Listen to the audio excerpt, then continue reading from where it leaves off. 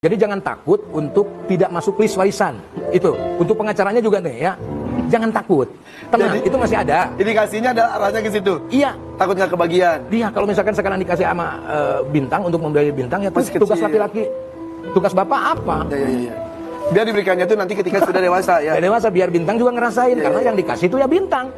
Sengketa antara Sule dan Teddy menjadi underline penting yang patut kita renungi sekaligus kita refleksikan bersama bahwa betapa pentingnya pembagian harta, baik harta bersama ataupun warisan, pasca putusnya perkawinan akibat perceraian maupun akibat kematian.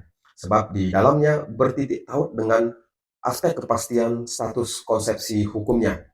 Pemahaman ini penting agar kita tidak mengalami persoalan epistemologis dalam mendedah secara konseptual berkaitan dengan isu hukum. Kapan harta masuk dalam kategori rezim harta bersama dan kapan berkedudukan sebagai rezim warisan, serta untuk menghindari adanya silang sengketa di kemudian hari. Jika Anda mengalami corak khas sengketa yang sama, bagaimana telaah legal reasoningnya dan legal opinionnya?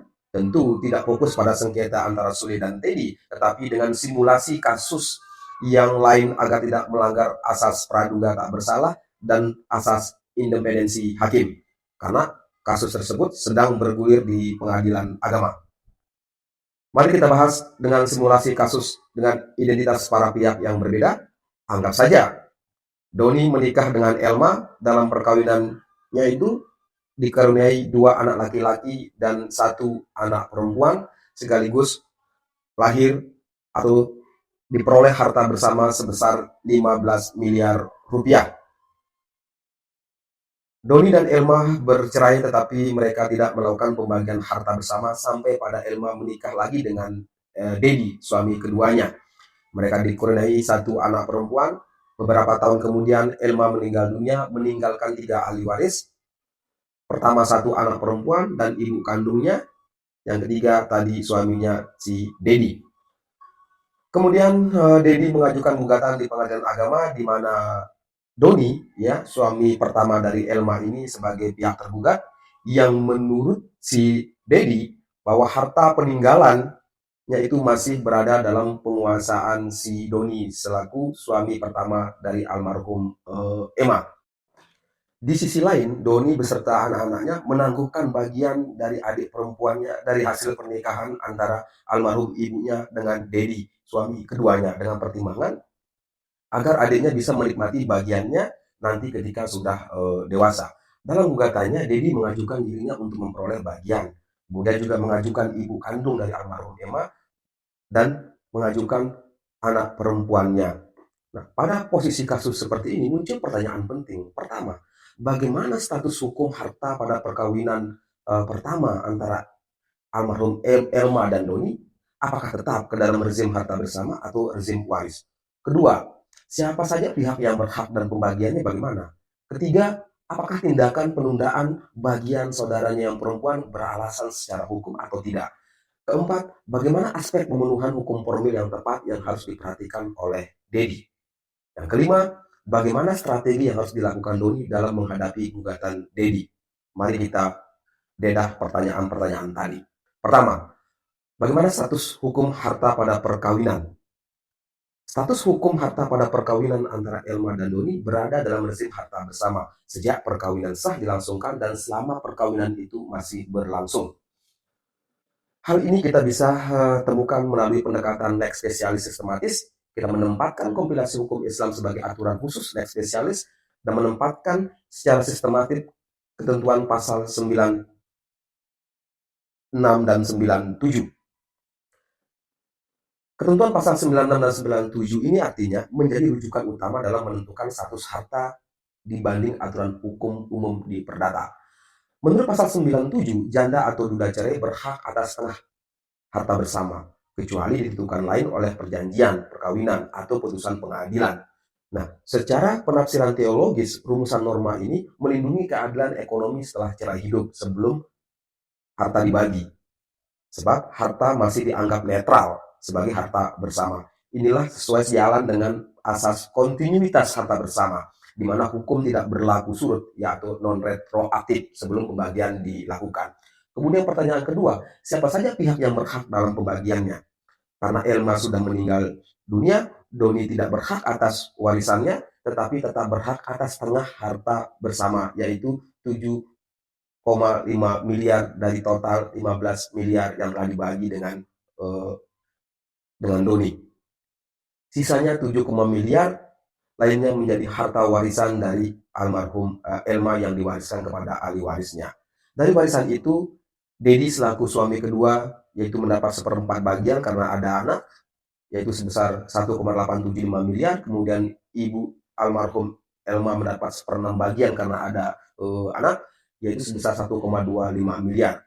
Kemudian sisanya 4,37 miliar itu dibagi kepada ahli waris yang lain, di mana anak laki-laki yang dua dari pernikahannya dengan Doni itu masing-masing memperoleh 1,458 miliar.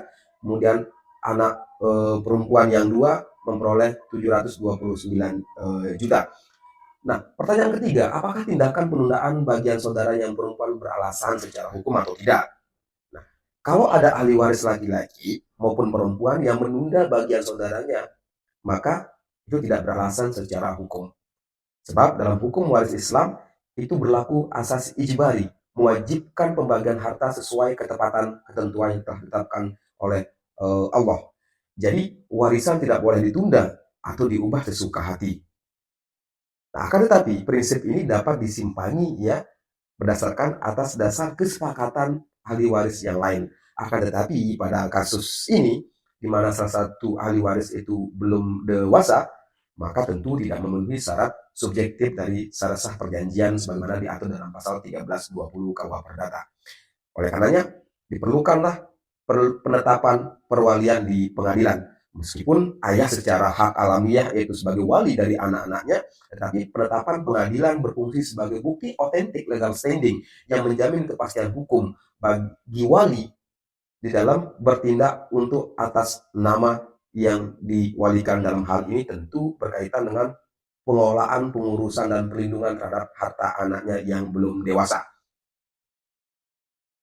Yang keempat, bagaimana aspek pemenuhan hukum formil yang tepat yang harus diperhatikan oleh Dedi dalam menyusun gugatannya? Nah, dalam konteks ini Dedi harus terlebih dahulu lolos dalam uji formil, di mana ia wajib membuktikan legal standingnya bahwa ia benar suami terakhir dari almarhum Elma, sekaligus wali yang sah atas anak perempuannya. Jadi dalamnya tentu berkaitan dengan kejelasan identitasnya, kemudian objek gugatannya harus jelas, baik secara fisik maupun yuridis. Kalau tidak, gugatan itu tidak dapat diterima atau NO. Kemudian kalau dia terpenuhi tadi syarat formil itu, di tahap pembuktian, Dedi akan menghadapi tantangan yang berat. Ia harus menunjukkan rantai kepemilikan yang sah antara dirinya dan objek sengketa. Terlebih apabila harta itu sudah terdaftar atas nama pihak lain atau sudah dibagi sebelumnya, maka klaimnya menjadi lemah secara material dan berpotensi gugatannya ditolak.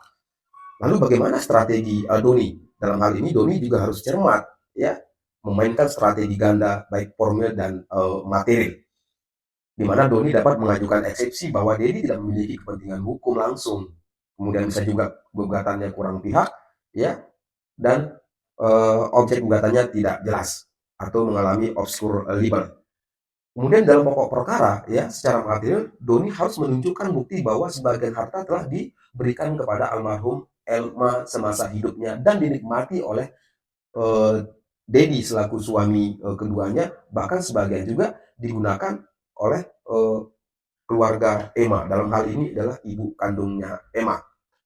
Nah, sebagai langkah ofensif, Doni mengajukan gugatan balik atau rekompensi dengan mendalilkan bahwa Dedi justru ikut menikmati tadi harta bersama dan tidak bertanggung jawab sebagai wali dalam pengelolaan harta warisan anaknya. Tentu ini harus berbasis bukti. Jika bukti Doni kuat, maka arah perkara bisa berbalik. Gugatan Dedi ditolak, sementara rekompensi Doni berpotensi untuk dikabulkan. Sebagai disclaimer bahwa seluruh argumentasi ini hanyalah satu perspektif dari kesekian banyak optik hukum yang ada. Strategi masing-masing pihak tentu bisa lebih kompleks dan berkualitas. Namun pada akhirnya semuanya bermuara pada pembuktian. Karena di pengadilan bukan siapa yang paling vokal yang menang, tetapi siapa yang paling mampu mendalilkan bukti-buktinya secara tepat, akurat, dan relevan. Demikian, terima kasih, semoga bermanfaat. Cinta sudah dibuang.